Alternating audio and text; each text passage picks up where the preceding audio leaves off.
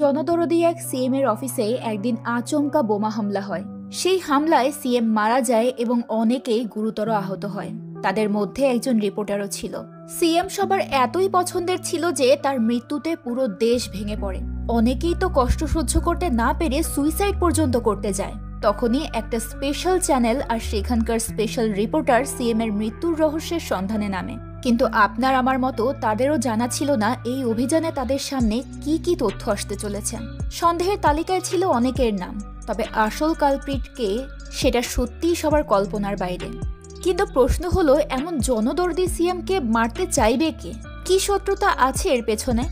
এই সমস্ত প্রশ্নের উত্তর জানবো 2024 সালে মুক্তিপ্রাপ্ত একটা অসাধারণ মুভি প্রতিনিধি 2 এর গল্প থেকে। কিছু গল্প আছে না, যেগুলো দেখলে মনে হয় এই হয়তো সব সাসপেন্স বের হয়ে গেল, এই হয়তো আসল অপরাধী ধরা পড়লো, কিন্তু তারপরেও একটা প্রশ্ন থেকে যায়।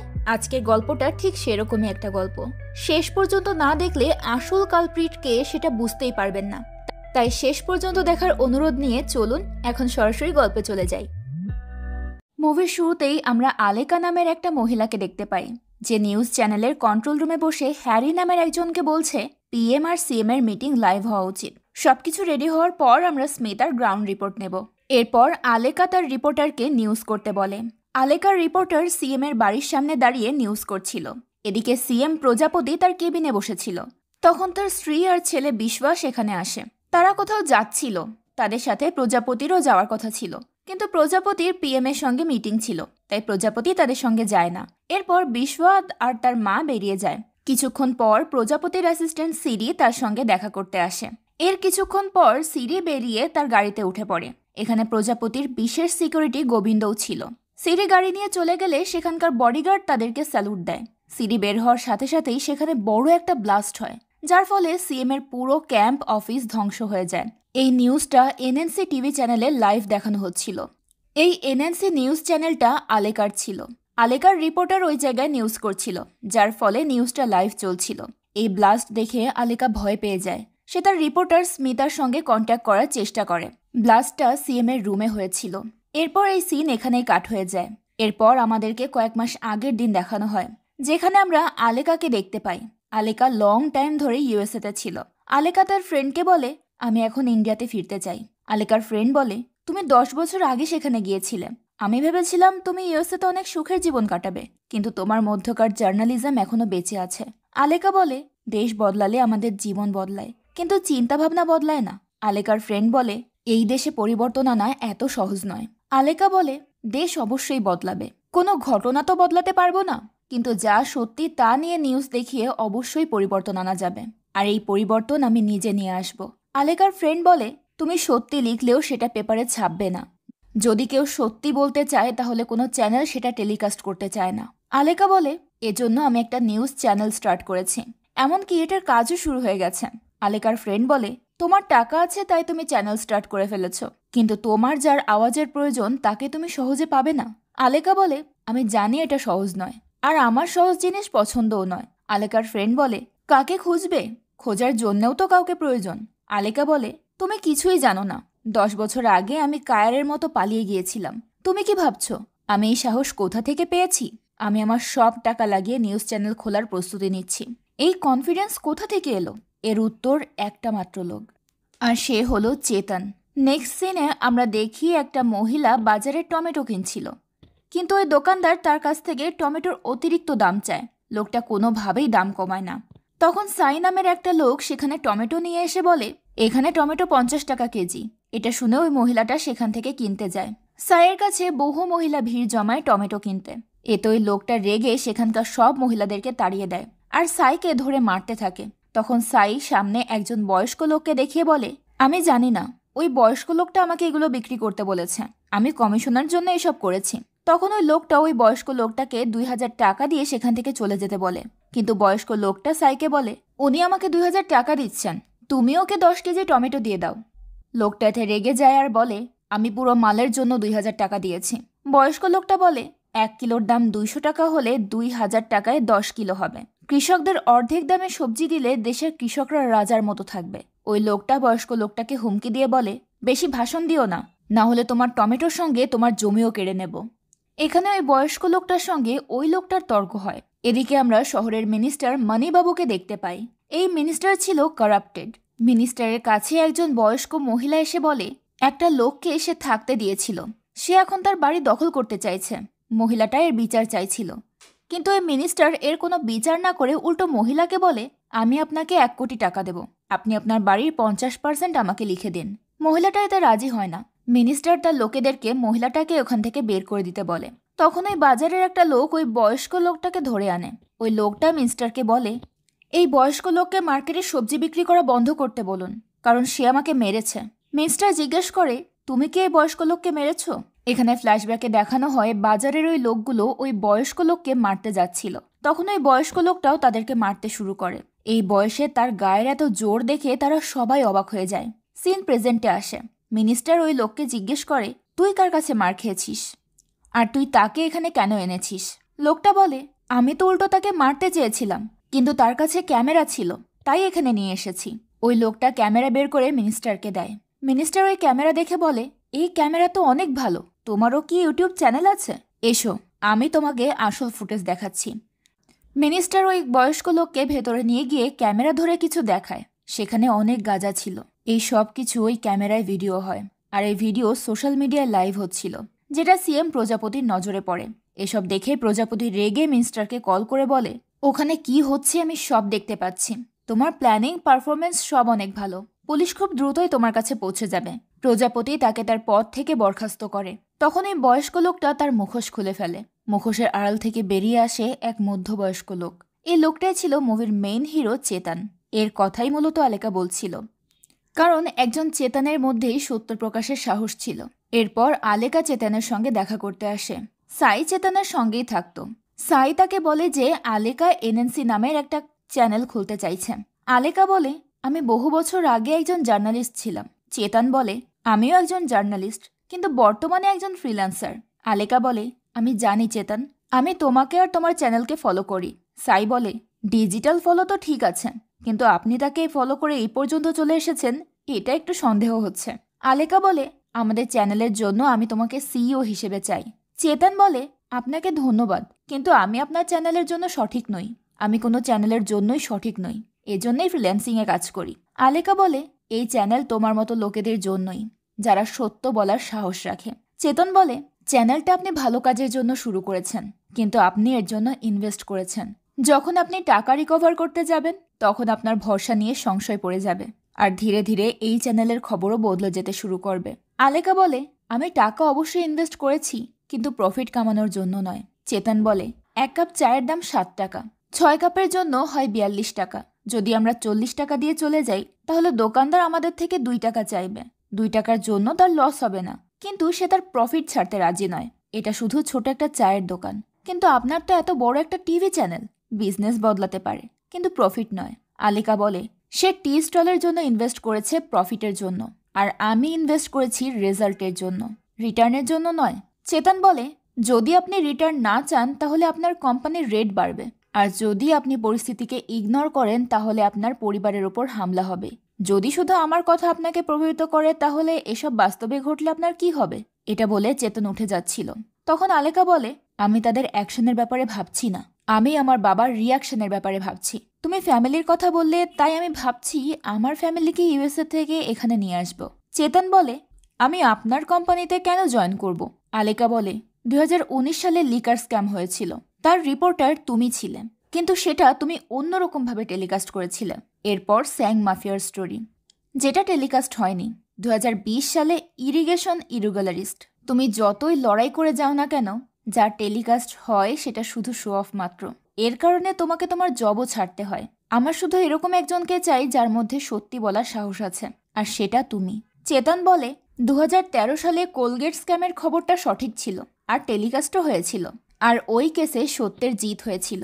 কিন্তু যেই মহিলাটা এসব সত্যি সামনে নিয়ে আসে সে গায়েব হয়ে যায়। সবাই জানতো সে ইউএসএ চলে গেছে, কিন্তু আসলে সে আমার সামনে দাঁড়িয়ে আছে। আপনি আমার ইন্সপিরেশন, কিন্তু আপনার পালানো উচিত হয়নি। আলেকা বলে ওই সময় আমাকে এই সিদ্ধান্তটা নিতে হয়েছে, কিন্তু এবার যাই হয়ে যাক না কেন আমি তোমার সাথেই থাকবো। তখন চেতন আলেকার সঙ্গে কাজ করতে রাজি হয়। এরপর আলেকা তাকে সঙ্গে নিয়ে নিউজ চ্যানেল এনএনসি খোলে। আর সেখানে সিইও হিসেবে যুক্ত হয় চেতন, আর তার ফ্রেন্ড সাই তার অ্যাসিস্ট্যান্ট। প্রথম দিন সে সব এমপ্লয়ীদেরকে নিয়ে মিটিংয়ে বসে। চেতন অনেক স্ট্রিক্ট সিইও ছিল, তাই দেরি করে আসা এমপ্লয়ীদেরকে সে মিটিং থেকে বের করে দেয়। চেতন এই মিটিংয়ে বলে, আমাদের জীবনের সবচেয়ে জরুরি বিষয় হলো প্রশ্ন করা। জীবনে পরিবর্তন আনার জন্য আমাদের বন্ধু, আমাদের পরিবার আমাদেরকে প্রশ্ন করবে, এটাই স্বাভাবিক। কিন্তু যদি সমাজকে বদলাতে হয় তাহলে আমাদেরকে জার্নালিস্টের মতো প্রশ্ন করতেই হবে। তারা সবাই জার্নালিস্ট যারা প্রশ্ন করে, আর এই রাস্তায় এমন অনেক মানুষই আসবে যারা আপনাদের সত্যের রাস্তা থেকে সরানোর চেষ্টা করবে। তারা হয়তো আপনাদের ঘুষ দেওয়ার চেষ্টা করবে, কিন্তু আপনাদের যদি সেই টাকার প্রয়োজন হতো তাহলে আপনারা সফটওয়্যার ইঞ্জিনিয়ার হতে পারতেন। হয়তো আপনাদেরকে আপনাদের পরিবারের কথা বলে ভয় দেখানো হবে, কিন্তু আপনি যদি পিছিয়ে যান তাহলে মনে রাখবেন আপনার কারণে সমাজে ভীতুদের জন্ম হবে, আর সবশেষে কথা হলো আপনাদেরকে মারার হুমকি দিতে পারে। যদি এমনটা হয় তাহলে বুঝে নেবেন যে আপনি সঠিক রাস্তায় আছেন। যেভাবে সৈনিক দেশ রক্ষা করে, কৃষকরা ফসল ফলিয়ে সাধারণ জনগণের পেট ভরায়, ঠিক সেভাবেই একজন জার্নালিস্ট সমাজকে সঠিক রাস্তায় নিয়ে আসতে পারে। যখনই আপনারা কোনো অন্যায় দেখবেন, আপনারা এর বিরুদ্ধে রুখে দাঁড়াবেন। মিথ্যের বিরুদ্ধে যেতে ভয় পাওয়া যাবে না। তার এই স্পিচ শুনে সেখানকার সব এমপ্লয় অনেক ইমপ্রেস হয়ে যায়, সাথে আলেকাও অনেক ইমপ্রেস হয়। নেক্সট সিনে আমরা দেখি সিএম প্রজাপতি রেডি হচ্ছিল। তখন তার কাছে ওএসডি সিডি এসে বলে, আজকে অ্যাসেম্বলির পর ইউনিভার্সিটির মিটিং আছে। প্রজাপতি রেডি হয়ে অ্যাসেম্বলির উদ্দেশ্যে বেরিয়ে পড়ে। রাস্তায় সে গ্রামের কিছু লোককে দেখে গাড়ি থামায়। গ্রামের লোকেরা তাকে অনেক সম্মান করছিল। তারা প্রজাপতির ওয়েল উইশার ছিল, তাই তারা প্রজাপতিকে প্রসাদ দেয়। এখানে জানা যায় যে প্রজাপতি দেশের মানুষের জন্য অনেক কিছু করেছেন, যার ফলে সবাই তাকে অনেক ভালোবাসে আর সম্মান করে। প্রজাপতি একজন সৎ সিএম আর পলিটিশিয়ান ছিল। তার মধ্যে একটা মহৎ হৃদয় আছে। তো এরপর প্রজাপতি ইউনিভার্সিটিতে গিয়ে স্পিচ দেয় আর বলে, এই দেশে একটা ওয়ার্ল্ড ক্লাস ইউনিভার্সিটি তৈরি করা হবে, যাতে এই দেশের মানুষকে অন্য দেশে গিয়ে পড়াশোনা করতে না হয়। এই স্পিচ শুনে সবাই তালি বাজায়। এদিকে এনএনসি নিউজ চ্যানেল চালু করা হয়। প্রথম দিনই চেতন গাজেন্দ্র নামের একজন লোককে ইন্টারভিউর জন্য আসে। গাজেন্দ্র প্রজাপতির পলিটিশিয়ান পার্টির একজন ভরসার মানুষ ছিল। ইন্টারভিউয়ে চেতন গাজেন্দ্রকে জিজ্ঞেস করে, আপনার কি মনে হয় গত বাজেটে আপনি সব সেকশনের সঙ্গে ইকুয়াল জাস্টিস করেছেন? গাজেন্দ্র বলে, আমি শুরু থেকেই সবার সঙ্গে ইকুয়াল জাস্টিস করে এসেছি। এই জন্য এই রাজ্যের লোকেরা আমাকে 2 বার জিতিয়েছে, এবং আগামী 10 বছর আমরা একই পাওয়ারে থাকব, এতে কোনো সন্দেহ নেই। চেতন বলে, আপনাকে বক্সাইট মাইন থামাতে বলা হয়েছিল, কিন্তু তারপরেও সেখানে মাইনিং চলছেই। এটা শুনে গাজেন্দ্র রেগে বলে ওঠে, আমাকে কি তুমি এখানে এইসব বেসলেস প্রশ্ন করার জন্য ডেকেছ? চেতন বলে, এক্সেসিভ মাইনিংয়ের ট্রাইব্যুনালের নোটিশের পর ওই এরিয়ার আদিবাসীদের কি হয়েছিল? তারা আপনার মাইনিংয়ের বিরুদ্ধে ছিল বলে আপনি তাদেরকে ওই এলাকা থেকে বের করে দিয়েছেন, নাকি তাদেরকে ওই ফাউন্ডেশনের নিচে পুঁতে দেওয়া হয়েছে? এই প্রশ্ন শুনে গাজেন্দ্র কাশতে থাকে। চেতন ডিরেক্টলি তাকে প্রশ্ন করছিল। আলেকা চেতনকে শান্ত হয়ে এসব প্রশ্ন করতে বলে, কিন্তু চেতন তার কানের হেডফোন খুলে ফেলে। এখন চেতন গাজেন্দ্রকে তার করা দুর্নীতির ব্যাপারে সমস্ত প্রুফ সবার সামনে তুলে ধরে, তাকে একেবারে এক্সপোজ করে দেয়। এই ইন্টারভিউ সবাই দেখছিল। গাজেন্দ্র ওই শহরের গরিবের টাকা মেরে অনেক ধনী হয়েছিল, কিন্তু তার বিনিময়ে নিম্ন শ্রেণীর কোনো উন্নতি হয়নি। সবার সামনে এসব তুলে ধরার কারণে গাজেন্দ্র রেগে সেই শো থেকে বেরিয়ে আসে। গাজেন্দ্রর এই ইন্টারভিউ প্রজাপতিও দেখতে পায়, যার ফলে ওই দুর্নীতির কারণে প্রজাপতি তাকে চড় মারে আর তাকে পার্টি থেকে বের করে দেয়। এতে গাজেন্দ্র অনেক রেগে যায়, কারণ এই সিএম এর পর গাজেন্দ্রই সিএম হওয়ার কথা ছিল। তাই সে রেগে প্রজাপতিকে বলে, আমি তোকে দেখে নেব। প্রজাপতি মিডিয়ার সামনে এসেও ক্লিয়ার করে যে গাজেন্দ্রর মতো দুর্নীতিবাজের সঙ্গে এই পার্টির কোনো সম্পর্ক নেই।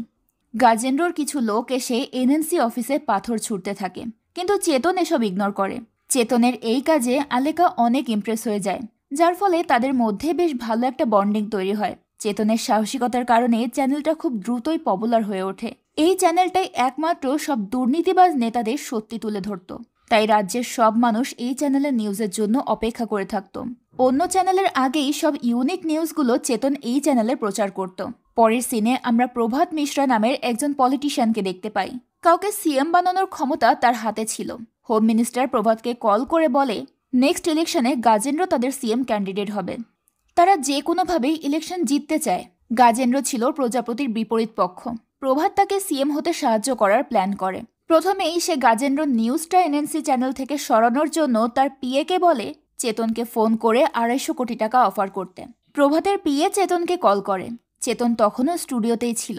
প্রভাতের টিমের নাম শুনে চেতন সবাইকে দ্রুত ক্যামেরায় পুরো বিষয়টা রেকর্ড করতে বলে। ওই পিএ বলে, গাজেন্দ্রর কোনো ভিডিও বা অডিও যেন মিডিয়া জানতে না পারে। তুমি আমাকে তোমার এক্সপেকটেশন বলো, আমি অ্যারেঞ্জ করে দেব। পিএ তাকে 4 বেডরুমের ভেলা এবং রেঞ্জ রোভার গাড়ি অফার করে। সাই এটা শুনে বলে, অনেক বড় অফার, আমরা জীবনে এত ইনকাম করতে পারবো না, রাজি হয়ে যাও। চেতন বলে, এত ছোট একটা by election Prabhat sir handle করছে? পিএ বলে, সেন্ট্রাল ইনভলভমেন্ট আছে, তাই স্যার নিজেই হ্যান্ডেল করছে। চেতন বলে যে, আমি কিছুক্ষণ পর জানাচ্ছি। কিছুক্ষণ পর পুরো রেকর্ডিং এনএনসি চ্যানেলে ব্রেকিং নিউজ হয়ে যায়। নিউজে বলা হয় যে এনএনসির সিইও প্রভাত মিশ্রার থেকে ভারী অফার পেয়েছে। এই রেকর্ডিং পুরো রাজ্যের মানুষ টিভিতে শুনতে পাচ্ছিল। এটা দেখে প্রভাত রেগে পিএকে একটা চড় মেরে বলে, এসব অফার ফোনে নয়, বাড়ি গিয়ে এই ব্যাপারে কথা বলতে হয়। এই নিউজ দেখে গাজেন্দ্র বলে, এই ছেলেটা কে, আমার ক্যারিয়ার কেন নষ্ট করতে চাইছে? এদিকে মিডিয়ার লোকেরা প্রজাপতির কাছে গিয়ে জিজ্ঞেস করে, আপনার পার্টির লোক গাজেন্দ্র অপোজিশন পার্টিতে যোগ দিয়েছে, এ ব্যাপারে আপনি কি বলতে চান? প্রজাপতি বলে, সে যে পার্টিতে যুক্ত হয়েছে তারা দেশের উন্নতি করতে চায় না, বরং দেশটা লুট করতে চায়। আমার পার্টি আদর্শ আর সিদ্ধান্তের উপর চলে।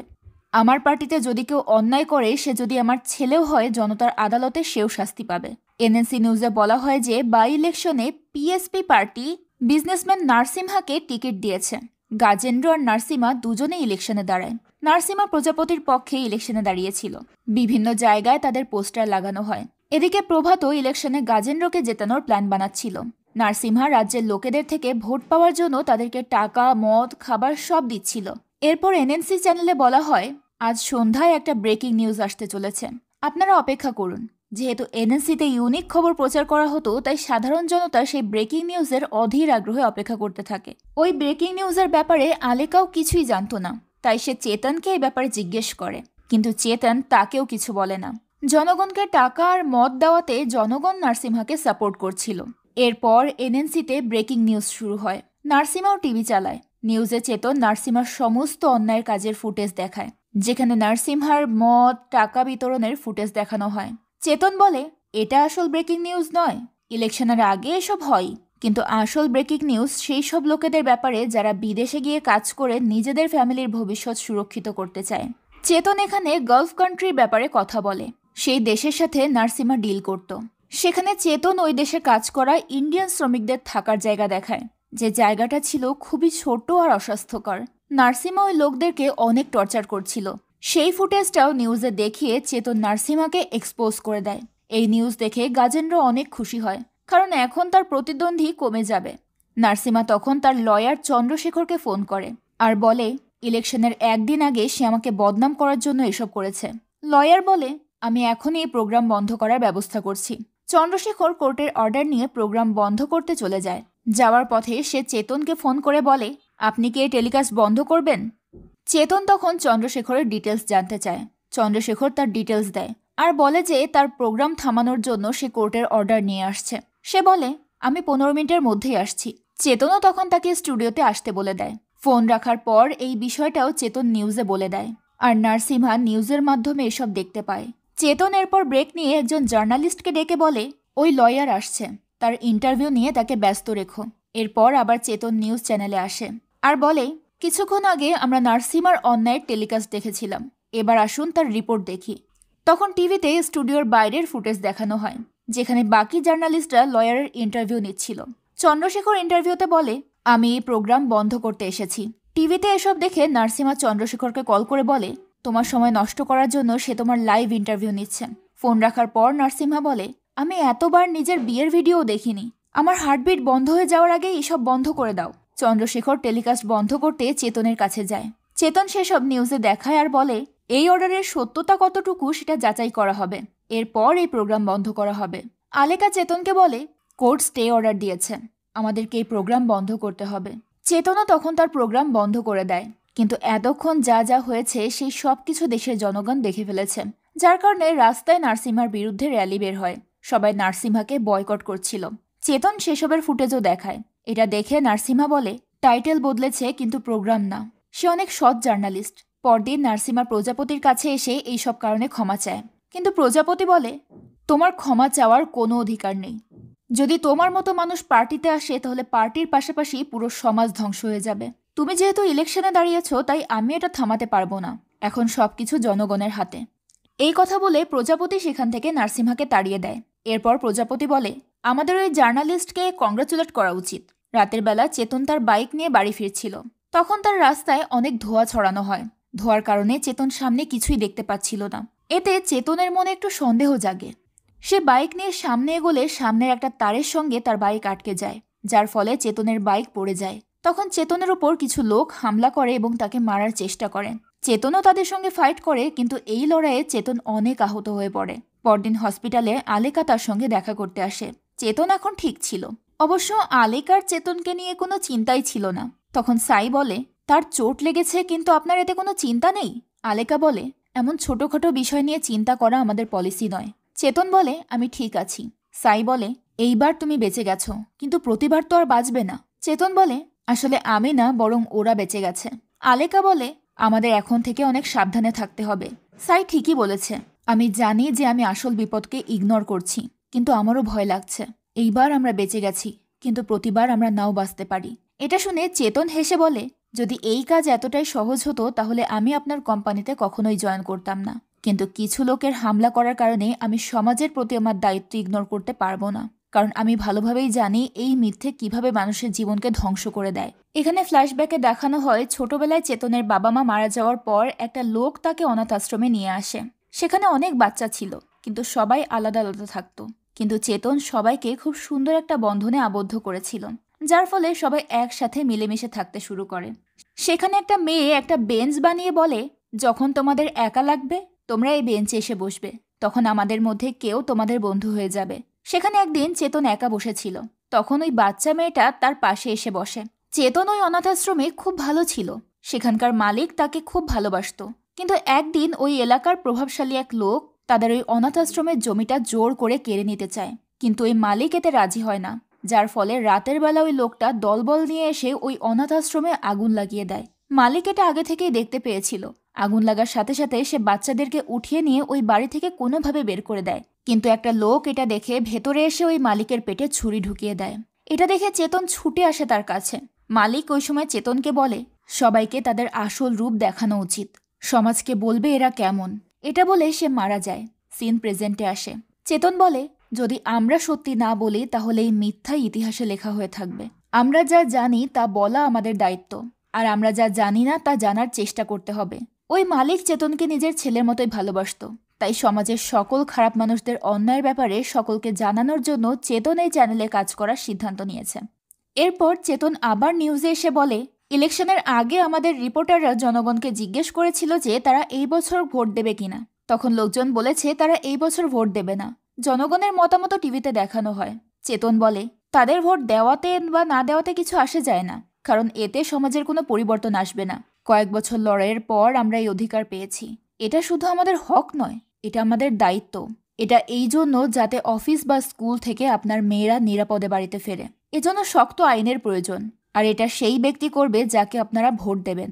আপনারা আপনাদের স্যালারি অনুযায়ী নিজেদের বাচ্চাদের জন্য প্ল্যান বানান, কিন্তু বেড়ে যাওয়া মূল্যের সাথে আপনাদের অ্যাডজাস্ট করতে হয়। এই দাম কে বাড়ায়? এটা তারাই বাড়ায় যাদেরকে আপনারা ভোট দেন না। আপনারা যাদেরকে ভোট দেন না তারাই ঠিক করে কোথায় থামবেন এবং কোথায় চলবেন এবং কতদিন বাঁচবেন। আপনারা হয়তো ভাবছেন যে রাজনীতিতে কোনো কিছু যায় আসে না, কিন্তু আপনাদের প্রত্যেকটা পদক্ষেপের প্রভাব রাজনীতিতে পড়ে। আপনি ভোট দিন বা না দিন, জিতে যাওয়া ব্যক্তি আপনার ওপর রাজ করবে, আর এটাই সত্যি। আপনারা যখন আপনাদের ভাগ্য বেছে নেওয়ার সুযোগ পেয়েছেন, তাহলে ভোট দেবেন না কেন? একবার তারা পাওয়ার পেয়ে গেলে আগামী 5 বছর তারাই রাজত্ব করবে। এবার আপনি ভাবুন, নিজের ভাগ্য নিজে লিখবেন নাকি অন্যের ভরসায় ছেড়ে দেবেন? আপনারা সঠিক লোককে বেছে না নিলে কুকুর রাজত্ব করবে। এইভাবে চেতন সকলকে নোটা পার্টিতে ভোট দেওয়ার জন্য উৎসাহিত করে, কারণ নোটা পার্টি ছিল একমাত্র দুর্নীতি বিরোধী দল। রাজ্যের সবাই এই নিউজ দেখছিল। এসব শুনে সবাই তাদের কাজকর্ম ফেলে ভোট দেওয়ার জন্য চলে যায় এবং ইলেকশনে নোটা পার্টি জিতে যায়। গাজেন্দ্রর পার্টিও অবশ্য 4000 ভোট পেয়েছিল, কিন্তু জিততে পারেনি। তবুও সে একটা সিট পেয়েছিল। এই ইলেকশনে প্রজাপতি হেরে গিয়েছিল। পরের সিনে আমরা দেখি প্রজাপতি আর তার ছেলে বিশ্বর কাছে পার্টির নেতারা এসে বলে, পরের ইলেকশনে জেতার জন্য আমাদের প্রভাত মিশ্রার মতো লোককে প্রয়োজন। এটা শুনে প্রজাপতি হেসে বলে, আমি ম্যানিপুলেটরের কারণে সিএম হইনি, বরং পার্টির কর্মকর্তারা আমাকে সিএম বানিয়েছে। মনে রেখো, আমরা যখন জনতার জন্য জিতব তখন মারা যাওয়ার পরেও জনগণ আমাদের মনে রাখবে, কারণ এমন মানুষ কখনোই মরে না। এরপর রাতের বেলায় সিএম এর অফিসে বোম ব্লাস্ট হয়, যার ফলে সেখানে অনেক হইচই পড়ে যায়। সেখানে এনএনসি এর রিপোর্টার নিউজ পড়ছিল। এটা মূলত সেই সিন যেটা আমরা মুভির একদম শুরুতে দেখেছিলাম। এই ব্লাস্টে প্রজাপতি মারা যায়। পরদিন এটা নিয়ে সব জায়গায় নিউজ হতে থাকে। প্রজাপতির লাশের সামনে সবাই শোক পালন করছিল। প্রজাপতি জনগণের জন্য প্রাণ ছিল, তাই রাজ্যের জনগণ তার মৃত্যু কোনোভাবেই মেনে নিতে পারছিল না। তার সমস্ত জনগণ এই খবর শুনে কান্নায় ভেঙে পড়ে। এরপর শ্রদ্ধার সঙ্গে প্রজাপতির ফিউনারেলের অনুষ্ঠান করা হয়। এনএনসির নিউজে চেতন বলে, প্রজাপতি মারা যাওয়ার পর এখন তার ছেলে বিশ্বা প্রজাপতির জায়গায় মুখ্যমন্ত্রী হিসেবে শপথ নেবে। পরদিন বিশ্বা মুখ্যমন্ত্রী হিসেবে শপথ গ্রহণ করে। তখন সেন্ট্রাল হোম মিনিস্ট্রি থেকে কল করে বিশ্বাকে বলে, এসব কি হচ্ছে তোমার রাজ্যে? দ্রুত এই ড্রামা বন্ধ করো আর নিউজ দেখো। তখন সেখানকার সমস্ত জনগণ তাদের মোবাইল বের করে নিউজ দেখে। এনএনসি নিউজে চেতন বলে যে প্রজাপতি বেঁচে আছে। এটা শুনে সবাই অবাক হয়ে যায়। তখনই হেলিকপ্টারে করে প্রজাপতি আসে। তাকে দেখে সবাই অনেক খুশি হয়। এখানে বিশ্বা মুখ্যমন্ত্রী হিসেবে শপথ নিয়েছিল, তাই এখন সে সিএম হয়ে গিয়েছিল। কিন্তু প্রজাপতি ফিরে আসার কারণে এখানে বিশ্বা সিএম হতে পারবে না। এটা নিয়ে সেখানে একটু ঝামেলা হয়।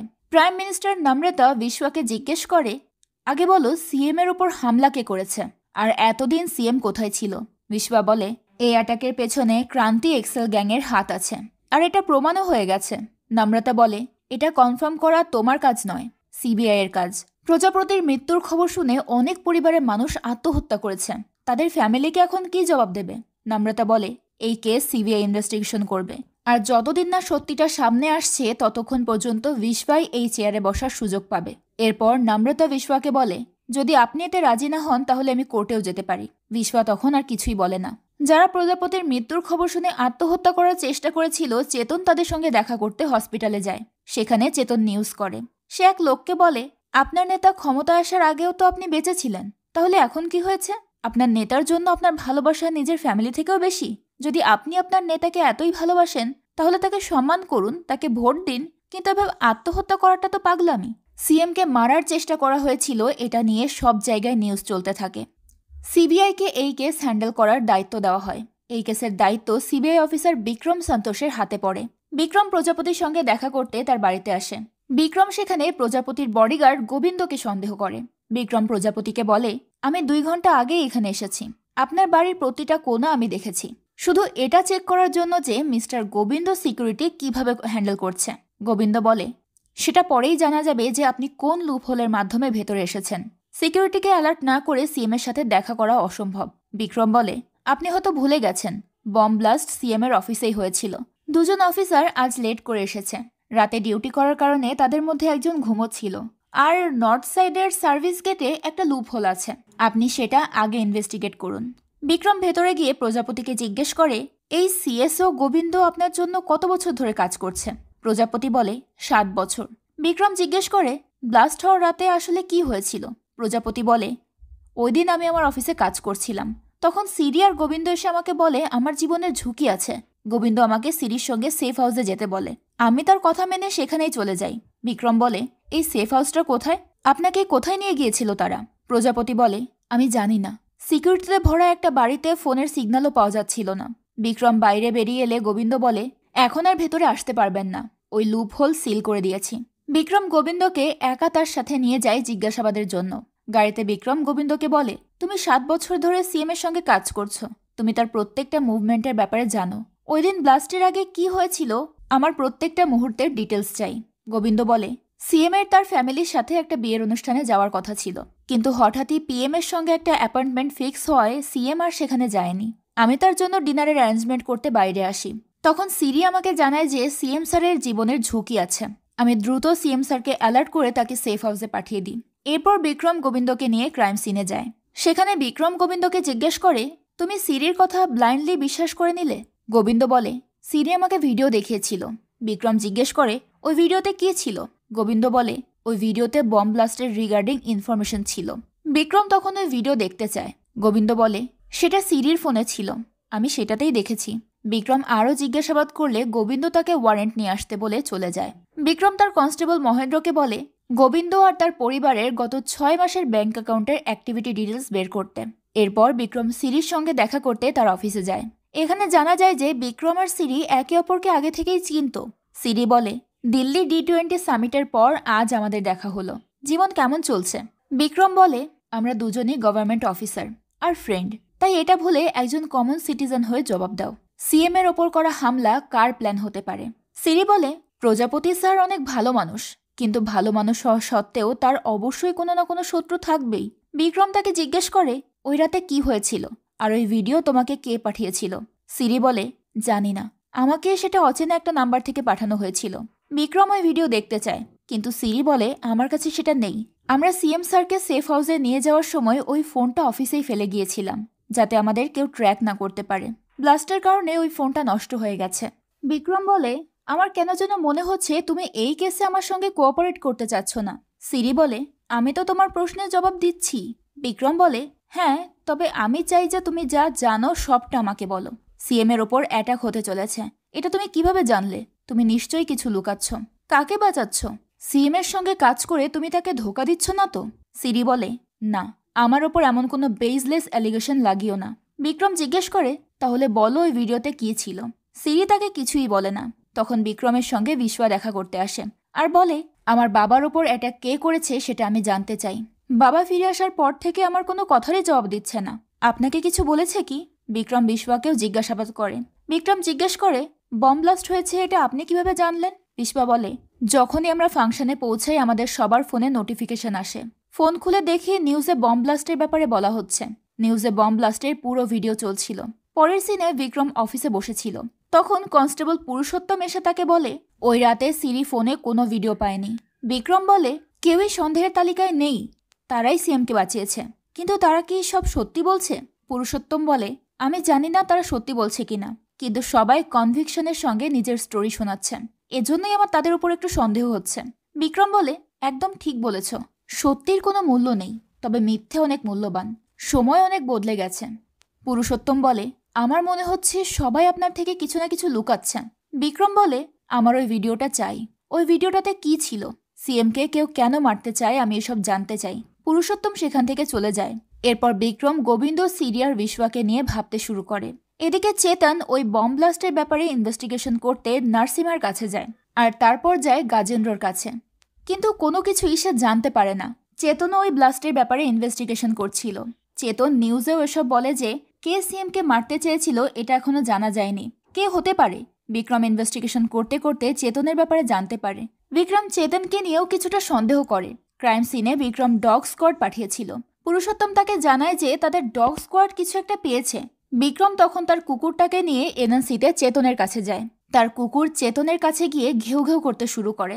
তখন বিক্রম বুঝতে পারে চেতনই আসল অপরাধী, তাই বিক্রম তাকে অ্যারেস্ট করে নিয়ে যায়। এটা নিয়ে বিভিন্ন চ্যানেলে নিউজ হতে থাকে।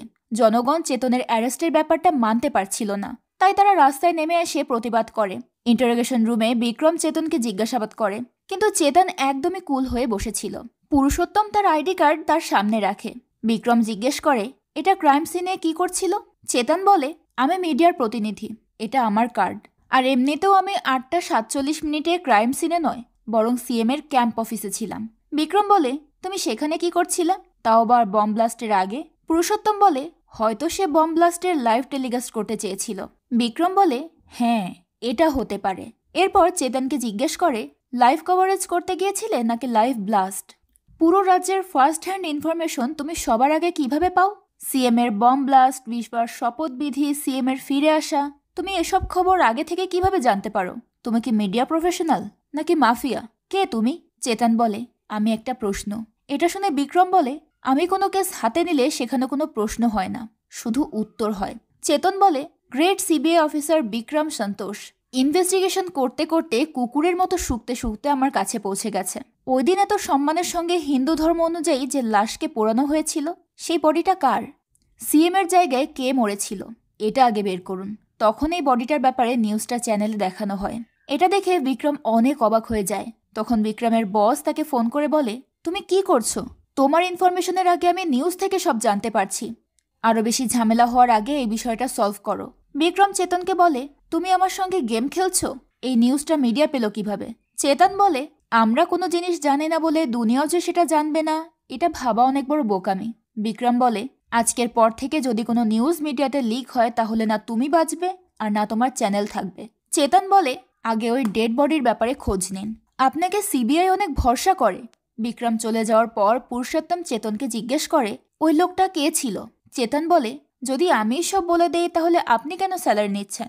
সে পুরুষোত্তমকে 1 কাপ কফি দিতে বলে। পুরুষোত্তম বিক্রমকে বলে, সে তো মুখই খুলছে না, তার মুখ কিভাবে খোলাবো? বিক্রম বলে, সে এতটা যন্ত্রণা পেয়েছে যে তার আর কোনো যন্ত্রণা অনুভব হয় না, সে উপরওয়ালাকে ভয় পায় না। বিক্রম এরপর মহেন্দ্রর কাছে যায়। মহেন্দ্র সিএম এর অফিসের রাতের বেলার ফুটেজ চেক করছিল। সেখানে কাউকে ড্রাইভারের পোশাকে ভেতরে ঢুকতে দেখে, কিন্তু তার মুখটা দেখা যায় না। বিক্রম পুরুষোত্তমকে বলে, চেতন এই সবকিছু জানে বলেই আমাদেরকে প্রশ্ন করেছে। পুরুষোত্তম বলে, সে সব জানলেও আমাদের কি বলবে? বিক্রম বলে, তাকে বলতেই হবে। বম ব্লাস্টের আগের তার সমস্ত নিউজ চেক করো। তখন এনএনসি চ্যানেলে বলা হয় যে রাজামান্দি জেলে 2 কয়েদির মধ্যে ঝামেলা হয়েছে, যার মধ্যে বম শিবা নামের একজন লোক অনেক আহত হয়েছে। এই খবর শুনে বম শিবার সঙ্গে দেখা করতে বিক্রম সেখানে যায়। বিক্রম তাকে বের করতে বলে, কিন্তু ইন্সপেক্টর রাজি হয় না। বিক্রম তাকে অর্ডার দিলে সে বম শিবাকে বের করে। বম শিবার মুখ ঢাকা ছিল। বিক্রম তার ফোনে বম শিবার ছবি নিয়ে এসে তার সাথে মেলাতে যায়, কিন্তু বম শিবার ছবিতে তার দাড়ি ছিল। এই লোকটার মুখে কোনো দাড়ি ছিল না, তাই বিক্রম চিনতেও পারছিল না। বিক্রম ইন্সপেক্টরকে জিজ্ঞেস করে, এটাই কি বম শিবা? কিন্তু ইন্সপেক্টর বলে, আমি কিছু বলতে পারবো না। বিক্রম জোর করলে ওই অফিসার নিজের গায়ে গুলি চালিয়ে সুইসাইড করে, যার ফলে বিক্রম বম শিবার ব্যাপারে কিছুই জানতে পারে না। এরপর পুরুষোত্তম বিক্রমকে বম শিবা এবং জেলারের কল লিস্ট দেয় আর বলে, হাই প্রোফাইল অ্যাসাসিনেশন কেসে বম শিবাকে জেলের বাইরে বের করা হয়, আর কাজ শেষে আবার তাকে জেলে ঢোকানো হয়। সিএম এর অ্যাসাসিনেশনের সময়ও এটাই হয়েছিল, কিন্তু এইবার ব্লাস্টে বম শিবা মারা গেছে। সেটা লুকানোর জন্য জেলে একটা নকল ঝগড়া ক্রিয়েট করা হয়েছিল। বিক্রম জিজ্ঞেস করে, এর একদিন আগে জেলার কাকে কল করেছিল? পুরুষোত্তম বলে, এমএলএ মানিবাবুকে। বিক্রম মানিবাবুকে ধরতে বের হয়, কিন্তু তাদের ধরার আগেই মানিবাবুর রাস্তায় একটা অ্যাক্সিডেন্ট হয়ে যায়, যার ফলে সে মারা যায় এবং আলেকা এই নিউজ কভার করে। জেলে বসে সেই নিউজ দেখে চেতন স্মাইল করে। এখানে ফ্ল্যাশব্যাকে দেখানো হয় ওই মানিবাবুই বহু বছর আগে তাদের অনাথাশ্রমে আগুন লাগিয়েছিল, আর মানিবাবুর অ্যাক্সিডেন্ট ছিল চেতনেরই প্ল্যান করা। চেতন মানিবাবুর থেকে তার প্রতিশোধ নিয়েছে। পুরুষোত্তম বিক্রমকে বলে, যে বম লাগিয়েছিল আর যে এসব প্ল্যান করেছে তারা দুজনেই মারা গেছে। এই কেসে আর কিছুই নেই, তাই এটা ক্লোজ করে দেওয়া উচিত। বিক্রম তাকে জিজ্ঞেস করে, মানিবাবু সিএমকে কেন মারতে চেয়েছে? তাকে মেরে কি লাভ হতো? পুরুষোত্তম বলে, জানি না। বিক্রম বলে, তাহলে আমরা এই কেস কেন ক্লোজ করব?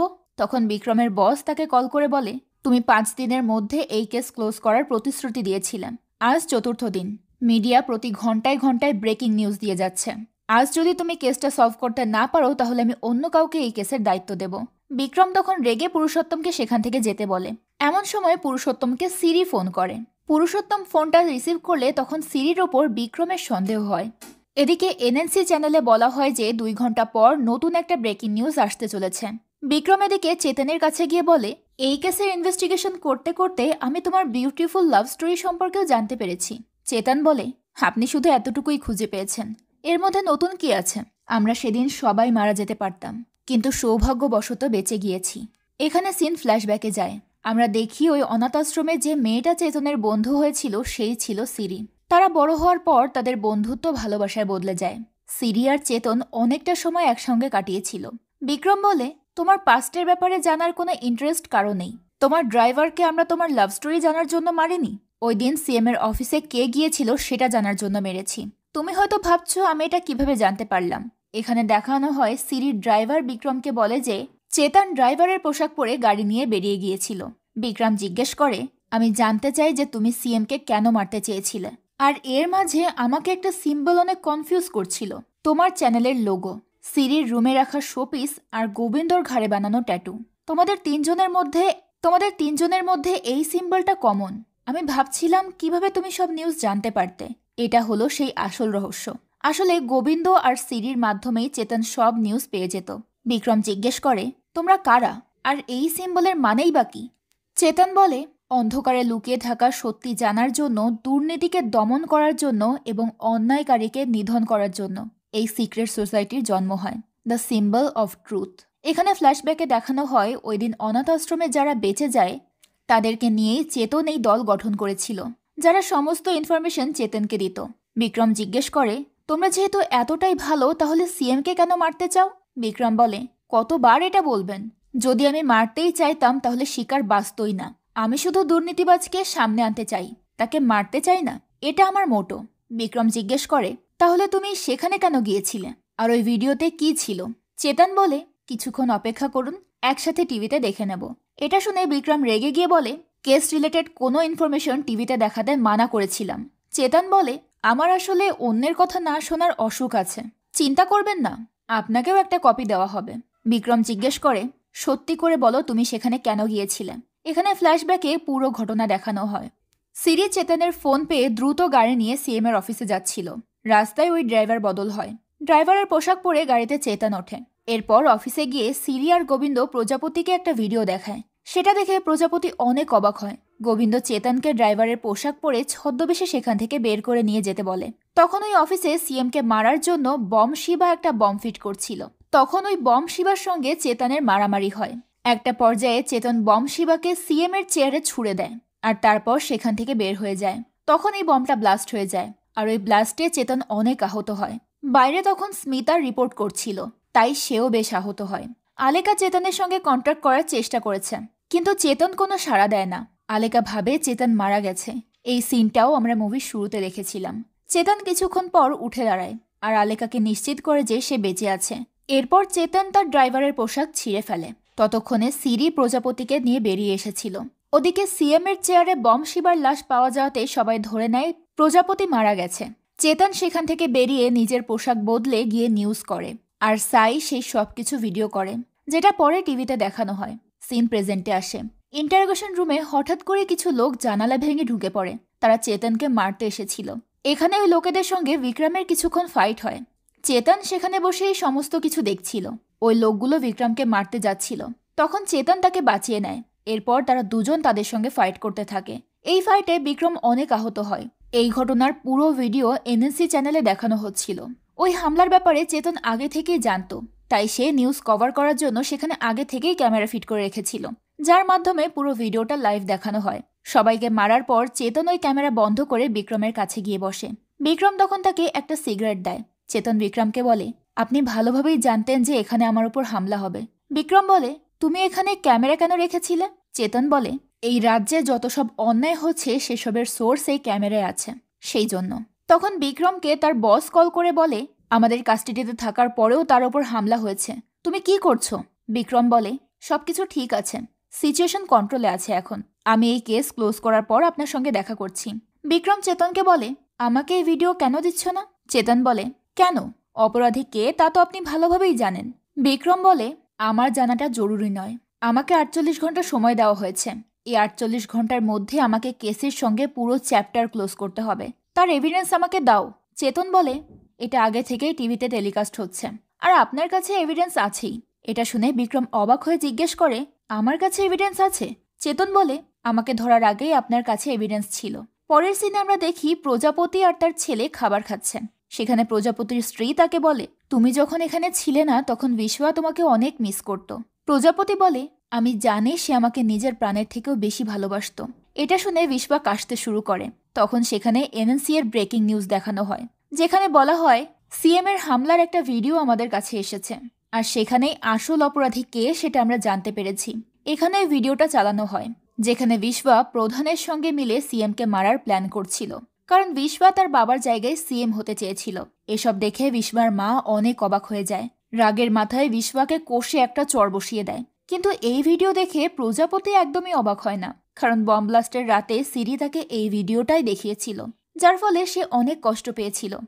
সে কখনোই আশা করেনি তার ছেলে তাকে মারার প্ল্যান করবে। বিশ্বয়ার আসল চেহারা প্রজাপতি অনেক আগেই দেখে ফেলেছিল, আর তাই সে তার ছেলের সঙ্গে কথা বলা বন্ধ করে দিয়েছিল। তখন সেখানে বিক্রম তার ফোর্স নিয়ে এসে বিশ্বয়াকে অ্যারেস্ট করে নিয়ে যায়। প্রজাপতিও এতে বাধা দেয় না, কারণ সে একবার জনগণের সামনে বলেছিল যে অন্যায়কারী তার ছেলে হলেও ক্ষমা পাবে না। এরপর বিক্রম তার বসের কাছে গিয়ে সমস্ত ডকুমেন্টস দিয়ে কেসটা ক্লোজ করে দেয়। বিক্রমের বস তাকে জিজ্ঞেস করে, আমরা এই কেস সমস্ত অ্যাঙ্গেল থেকে অ্যাসোসিয়েট করেছি, কিন্তু প্রভাত মিশ্রার স্ট্র্যাটেজিটা কি হলো? বিক্রম বলে, কার্মা উইল রিপিট ইটসেলফ। আমরা তার পাসপোর্ট সিজ করে নিয়েছি আর আমরা ফ্রেঞ্চ গভর্নমেন্টকেও অ্যালার্ট করে দিয়েছি। এদিকে আমরা প্রভাতকে ফ্রান্সের এয়ারপোর্টে অসহায় অবস্থায় শুয়ে থাকতে দেখি। একটা বাচ্চা ছেলে নিজের পকেট থেকে একটা বিস্কিট বের করে তাকে দিয়ে সেখান থেকে চলে যায়। এতে প্রভাত রেগে ওই বিস্কিট খায় আর বলে, একবার আমি ওই চেতনকে পেয়ে যাই, তখন আমি ওকে এই বিস্কিটের মতো চিবিয়ে খাবো। বিক্রম তার বসকে বলে পাসপোর্ট না থাকার কারণে সে ইন্ডিয়াতে আসতে পারবে না, আর সেখানেও সে থাকতে পারবে না, তার জীবন ধ্বংস হয়ে গেছে। মুভির শেষে দেখানো হয় প্রজাপতি আবার সিএম হওয়ার জন্য জনসমাবেশের শপথ নিতে আসে। জনগণের মাঝে চেতনও ছিল। তাকে দেখে প্রজাপতি তাকে জড়িয়ে ধরে বলে, তুমি আমাকে বাঁচিয়েছ, পুরো রাজ্য তোমার জন্য গর্বিত। তখন চেতন তার কানে কানে বলে, ওই রুমে ক্যামেরা ছিল, আমি জানি না আপনি এটা কিভাবে ভুলে গেলেন। সত্যি বলতে আমার টার্গেট আপনিই ছিলেন। এটা শুনে প্রজাপতি অবাক হয়ে যায়। এখানে জানা যায় ওই অনাথ আশ্রমে সেদিন আগুন লাগানোর জন্য প্রজাপতি মানিবাবুকে পাঠিয়েছিল। সেদিন মানিবাবুর সাথে বম শিবাও সেখানে আগুন লাগাতে এসেছিল, যেটা চেতন দেখেছিল। আর সেটার প্রতিশোধ নেওয়ার জন্যই চেতন প্রজাপতিকে টার্গেট করেছিল। ভালো মানুষের আড়ালে প্রজাপতিও ছিল একজন শয়তান, কিন্তু এটা কেউ জানতে পারে না। প্রজাপতি এসব জানতে পেরে ভীষণ ভয় পেয়ে যায়, তার ঘাম ঝরতে শুরু করে। আর চেতন তখন চুপচাপ সেখান থেকে চলে যায়। আর এই গল্পটাও এখানেই শেষ হয়। আসলে মিথ থেকে যতই নামি দামি ব্র্যান্ডের চাদর দিয়ে ঢাকা হোক না কেন, সেটা ঠিক মানুষের সামনে চলে আসে। আশা করা যায় প্রজাপতি ভয়টা আজীবন মনে রাখবে এবং সে শুধরে যাবে।